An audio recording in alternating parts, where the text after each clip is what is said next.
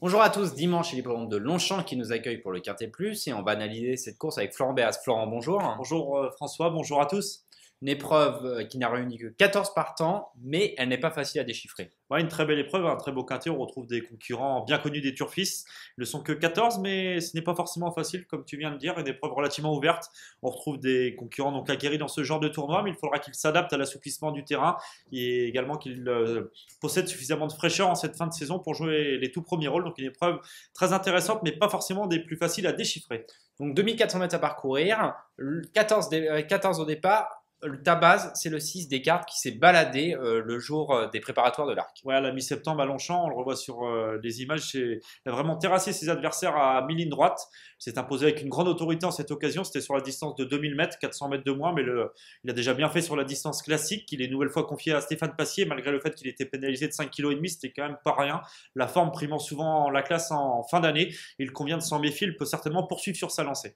Ton autre base, c'est le 12 Rantombor, qui terminait deuxième de cette épreuve référence. Ce jour-là, oui, il terminait bon deuxième, il dominait le reste du peloton, certes en retrait du pensionnaire d'Élie Lelouch, mais il a effectué sa rentrée en cette occasion, il est susceptible d'afficher des progrès. Il a relativement peu couru cette année et devrait logiquement jouer un tout premier rôle. Il faut noter d'ailleurs qu'il est associé pour la première fois à Maxime Guyon, un redoutable jockey, qui devrait s'adapter avec ce vieux serviteur.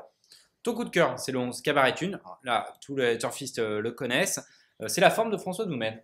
Oui, François Doumen qui s'est imposé notamment avec Celtic Célèbre. Celtic Célèbre, oui, il y a plusieurs de ses pensionnaires qui sont en forme en cette fin d'année. Et donc lui, c'est un concurrent il y a un impératif, c'est l'état du terrain. Il faut vraiment qu'il soit suffisamment souple pour lui, pour qu'il donne sa pleine mesure. Il est désormais âgé de 8 ans, mais il a été quelque peu baissé sur l'échelle des valeurs. En dernier lieu à Saint-Cloud, il a mieux couru que l'indique son classement. Il est venu faire un petit bout pour finir. Il semble en regain de forme, mais s'il pleut suffisamment sur l'hippodrome du Bois de Boulogne, il peut jouer les troubles faites, d'autant qu'il a déjà bien fait sur l'hippodrome de Longchamp. C'est un outsider très séduisant. Ta surprise dans cette épreuve, c'est le numéro 8, Skyline Ducasse. C'est un pensionnaire de François Pouganou qui est très régulier. Il fait quasiment toutes ses courses. Oui, il est confirmé, notamment les courses à conditions dans le sud-ouest. C'est un cheval courageux, ça ne sera pas le cheval de tout le monde, mais lui aussi c'est un outsider amusant. Il faut noter que ses deux places de sortie dans le handicap, il n'a pu se montrer menaçant, mais ce jour-là, à chaque reprise, le terrain était bon, et c'est exclusivement un cheval de terrain souple, donc là il devrait retrouver son terrain de prédilection. Il a été baissé sur l'échelle des valeurs, et si lui, c'est un peu comme Cabaret Thune, ce sera l'état du terrain qui jaugera de ses chances, mais s'il pleut suffisamment, lui aussi peut compléter la bonne combinaison à belle cote. Attention à lui. Florent Béas a décidé de ne pas faire d'impasse. On comprend, c'est quand même très difficile. Cette épreuve, les 14 concurrents peuvent espérer faire l'arrivée. Voilà. Non, c'est trop délicat dans ce genre d'épreuve d'écarter des chevaux. On détaille ton prono, donc le 6, Descartes, on en a parlé, le 12, Rantzambord, on en a parlé, le 10, Turtle Green, 6e de l'épreuve référence, il courait bien. Et supplémenté. Voilà, il est supplémenté, il gagne rarement, mais il fait toutes ses courses. Il a déjà bien couru sur 2400 mètres, il a effectué donc une rentrée encourageante, comme on l'a dit, le 15 septembre.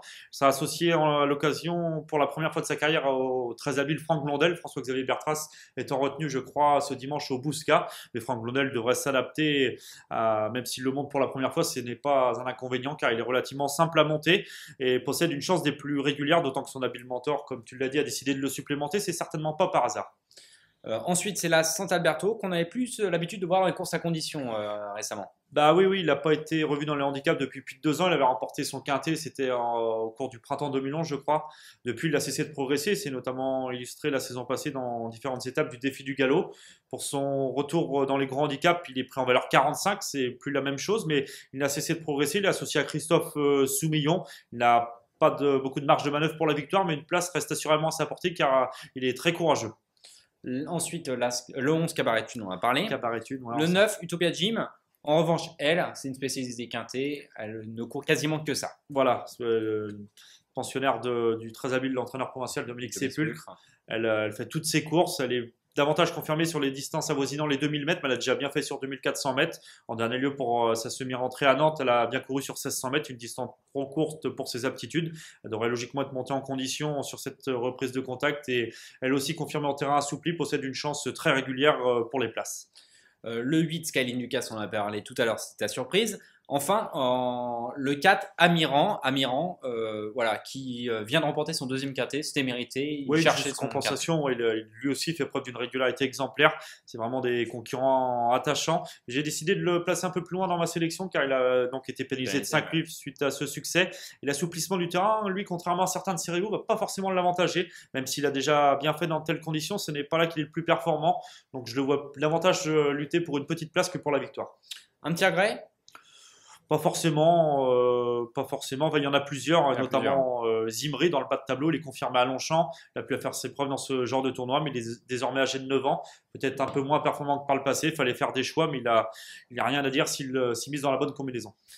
Merci Florent. Je répète ta sélection. Donc le 6, Descartes. Le 12, Rentambor. Le 10, Turtle Green. L'As, Sant'Alberto. Le 11, Cabaret Thune. Le 9, Utopia Jean. Le 8, Skyline Ducasse. Et le 4, Amiran. Un petit conseil de jeu à nos téléspectateurs? Ouais, un éventuel champ réduit au quintet ou au 5-5 avec 3 bases, à savoir le 6 Descartes, le numéro 12, donc Rentambor et le 10 Turtle Green, en leur associant derrière en champ réduit, donc l'As Sant'Alberto, le numéro 11 Cabaret Thune, le 9 Utopia Jim, le 8 Skilling du Cassé et le numéro 4 Amiran. Merci beaucoup Florent. Merci à tous de nous avoir suivis. On se retrouve bientôt pour un nouveau quintet.